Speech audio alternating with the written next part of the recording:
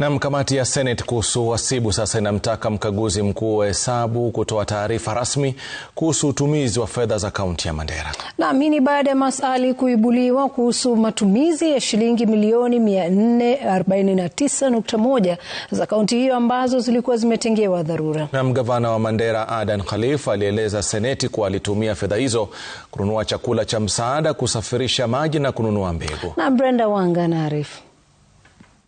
We are just mentioning the challenges.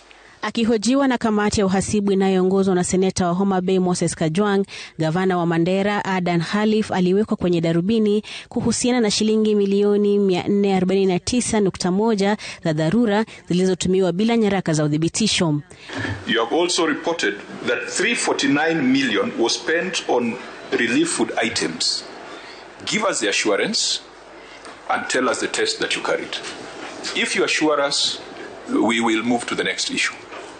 Gavana Khalif akisema kuwa shilingi milioni 349 zilitumiwa kununua chakula cha msaada na zingine milioni 32.2 zikitumiwa kuwasambazia wakazi maji. Hata hivyo, maseneta hawakuridhika na maelezo ya gavana na kutaka stakabadhi za kudhibitisha matumizi hayo ziwekwe wazi.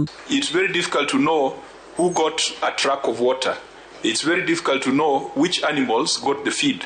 Maseneta walishangazwa na gavana kukiri kuwa shilingi milioni 55.9 zilitumiwa kununua mbegu katika kaunti ambayo ni kame. Maseneta wakitaka kujua ni mbegu za aina gani zilizonunuliwa. Something not adding up. So I can confirm. Governor. Kamati hiyo pia ilieleza kuwa shilingi milioni 12 zilitumiwa kuwapa wakazi wasiojiweza pesa za matumizi. Because when I hear seedling, I know a tree. I've been to Mandera. I think we were invited to the senator's farm along the river there. They grow fruits, they grow mangoes, they grow all sorts of things.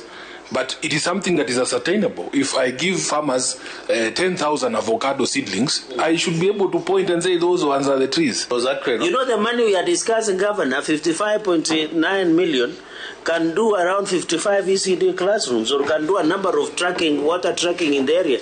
So the question is as simple as this. Can you attach the seedlings, the money to seedlings and the seedlings to the farms, to the farmer?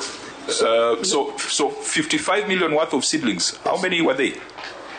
I don't have the numbers, but I can tell the question that what type of farming. No, don't answer that. Deal with 55 million worth of seedlings. We have seedlings we supply to farmers along the river, all the way from BP1 to Malkamari. That is one. All types of seeds, maize. And then the vegetables. Governor, maize does not come from seedlings.